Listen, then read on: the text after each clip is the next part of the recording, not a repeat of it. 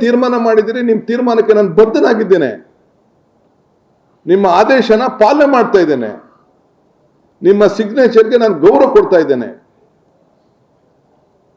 ನಾನು ನಿಮ್ಮ ನೋವನ್ನ, ನಿಮ್ಮ ಸಂತೋಷವನ್ನ, ನಿಮ್ಮ ಚಿಂತನೆಯನ್ನ ಇಡೀ ವಿಶ್ವ ದರ್ಜಕ್ಕೆ ಈ ಬೆಂಗಳೂರು ನಗರವನ್ನ, ನಿಮ್ಮ ರಾಮನಗರವನ್ನ, ನಮ್ಮ ಬೆಂಗಳೂರು ದಕ್ಷಿಣ ಜಿಲ್ಲೆಯನ್ನ ಪಾಪ ಹಾಸನದಿಂದ ಬಂದು ಇಲ್ಲಿ ರಾಜಕಾರಣ ಮಾಡಿ ಇಲ್ಲಿ ಒಳ್ಳೇದಾಗಬೇಕು ಅಂತೇಳಿ ಜನ ಆಶೀರ್ವಾದ ಮಾಡಿ ಏನು ನೀವು ಆಲೋಚನೆ ಮಾಡಿದ್ರಿ ಅದನ್ನು ಮುಂದುವರಿಸ್ತಾ ಇದ್ದೇನೆ. ಬಿಡದಿ ಟೌನ್ಶಿಪ್ ಅಲ್ಲ, ಬಿಡದಿ ಇಂಡಸ್ಟ್ರಿಯಲ್ ಟೌನು. ಅದಕ್ಕಿಂತ ಮುಂಚಿತವಾಗಿ ರಾಮನಗರದಲ್ಲಿ ಏನು ತಮ್ಮಣ್ಣವರೇ KDB, ತಮ್ಮ ಬೀಗರೆ KDB ಇದ್ರು, ಅವರೇ ಅಧಿಕಾರಿಗಳು. ಅವರು ನೀವು ಇಬ್ಬರು ಸೇಕೆ ಅವ್ರ ಜಮೀನು ನಿಮ್ಮ ಜಮೀನು ಅಕ್ವಿಷನ್ ಆಗಲಿಲ್ಲ, ಕೇತ್ಕರ್ನಾಳಿ ಜಮೀನು ಅಕ್ವಿಷನ್ ಆಗಲಿಲ್ಲ. ಅದ್ರ ಪಕ್ಕದಲ್ಲಿ ಒಂದು ಸ್ಪೆಷಲ್ ರೋಡ್ ಮಾಡಿಬಿಟ್ಟು ಒಂದು ಏರಿಯಾ ನೀವು ಮಾಡಿದ್ರಿ. ಶಾನ್ಮಂಗ್ಲದಲ್ಲಿ ಆರೋಹಳ್ಳಿಲಿ ಇಂಡಸ್ಟ್ರಿಯಲ್ ಟೌನು, ಆರೋಹಳ್ಳಿಲಿ ಒಂದು ಕಡೆ 253 ಎಕರೆ, ಆರೋಹಳ್ಳಿಲಿ 748 ಎಕರೆ, ಅದ್ರ ಪಕ್ಕದಲ್ಲೇ ಬಿಡದಿಲಿ 198 ಎಕರೆ, ಶಾನ್ಮಂಗಲದಲ್ಲಿ 243 ಎಕರೆ, ಆರೋಹಳ್ಳಿಯಲ್ಲಿ ಇನ್ನೊಂದು ಫೇಸ್ಗೆ 512 ಎಕರೆ. ಎಷ್ಟು ಕೊಟ್ರಿ ಕಾಂಪೋಸಿಷನ್ನು? 6.5 ಲಕ್ಷ, 16 ಲಕ್ಷ, 25 ಲಕ್ಷ, 40 ಲಕ್ಷ, 40 ಲಕ್ಷ. ಈಗ ಮೊನ್ನೆ ಲಾಸ್ಟ್ ಫೇಸಲ್ಲಿ 1 ಕೋಟಿ ರೂಪಾಯಿ ಕೊಟ್ರಿ. ಯಾರ ಸರ್ಕಾರ ಆಯ್ತು ಇದು?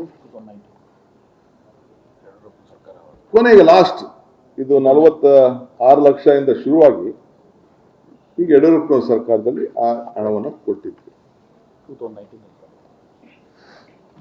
ನೀವು ತಿರ್ಗಾ ರೀಸೆಂಟ್ ಆಗಿ ಈ ಯಾವುದು ಟೌನ್ಶಿಪ್ ಅಲ್ಲಿ ನಮ್ಮ ಕುಮಾರಣ್ಣ ಮಾತಾಡ್ತಾ ಇದ್ದೀರಿ, ದೇವೇಗೌಡರು ಪತ್ರ ಬರೀತಾ ಇದ್ದೀರಿ, ನನಗೆ ಪಾಪ ಅವ್ರ ಹೆಸರು ನಂಗೆ ತೆಗೆದುಕೊಳ್ಳಕ್ಕೆ ಬಹಳ ನೋವಾಗ್ತದೆ, ದುಃಖ ಆಗ್ತದೆ ಬಹಳ. ನನಗೆ ಪಾಪ ತಗೋಬಾರ್ದು ನಾನು ಅವ್ರ ಹೆಸರು. ಆದ್ರೆ ಏನ್ ಮಾಡ್ತೀರಿ, ಆ ಸ್ಥಾನದಲ್ಲಿ ಅವ್ರು ಕೂತ್ಬಿಟ್ಟಿದ್ರು, ಅವ್ರು ಸೈನ್ ಹಾಕಿದ್ದಾರೆ, ಆ ಸೈನ್ ಗೌರವ ಕೊಡ್ಬೇಕು ನಾನು.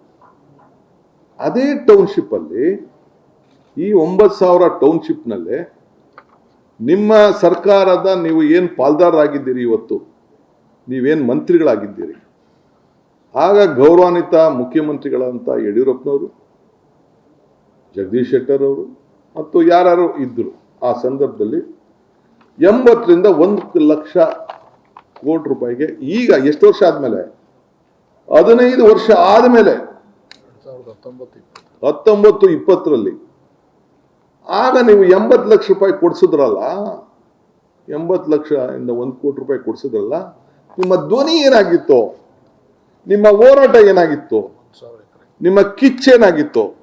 1,000 ಎಕರೆ ಈಗ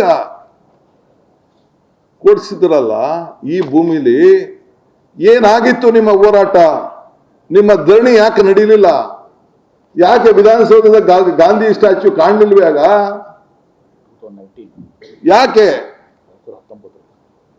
DK ಶಿವಕುಮಾರ್ ರಾಜ್ಯದ ಮುಖ್ಯಮಂತ್ರಿ ಆದಾಗ ಈ ಛಲ ಬಂತಲ್ಲ, ಆಗ ಈ ಛಲ ಯಾಕೆ ಬರಲಿಲ್ಲ?